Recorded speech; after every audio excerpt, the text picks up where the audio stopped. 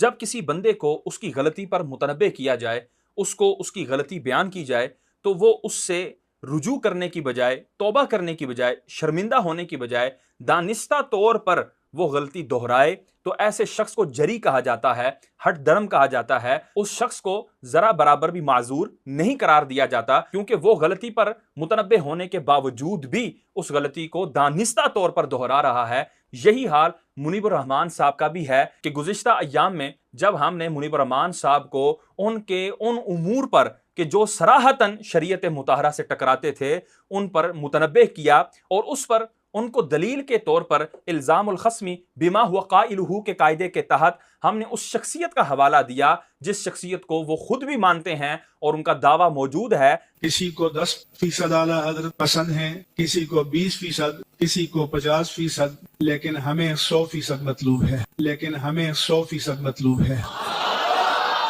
तो इसी दावे के मुताबिक हमने सैयदी व सनदी आला हजरत इमाम अहमद रज़ा खान फाज़िल बरेली रहमतुल्लाह ताला अलैह के फतावा रज़विया से जुज़ियात बयान कर करके उनके उन तमाम अफ़आल पर तौबा और रुजू का मुतालबा किया कि मुनीबुर रहमान साहब, आप इन अपने अफ़आल को जायज़ साबित करके दिखाएं, और ये आप कभी भी नहीं कर सकते। शरीयत आपने भी पढ़ी है और आप जो है वो इस मामले में एक ज़ईफ़ुल उमर भी हो चुके हैं, लेकिन शरीयत मुतारा हमने भी पढ़ी है, हमें भी मालूम है कि किस हद तक रुखसत निकलती है, कौन से रुखसत के उसूल हैं, किन चीज़ों के ऊपर जाकर नाजायज़ उमूर भी जायज़ हो जाते हैं, वो कौन से उसूल हैं, वो कौन से रूल्स एंड रेगुलेशंस हैं जिनके मुताबिक मसाइल के अंदर तब्दीली आती है। और उस पर मैंने सैयदी व सनदी आला हज़रत इमाम अहमद रज़ा खान फाज़िल बरेली रहमतुल्लाह ताला अलैह के एक रिसाले अल महज्जतुल मुअ्तमिना फ़ी आयतिल मुम्तहिना, इस रिसाले का हवाला दिया कि जिसमें सैयदी व सनदी आला हज़रत ने मवालात हकीकिया, मवालात सूरिया कि भाई किस तरह जो है किसी बदमज़हब से या किसी काफिर से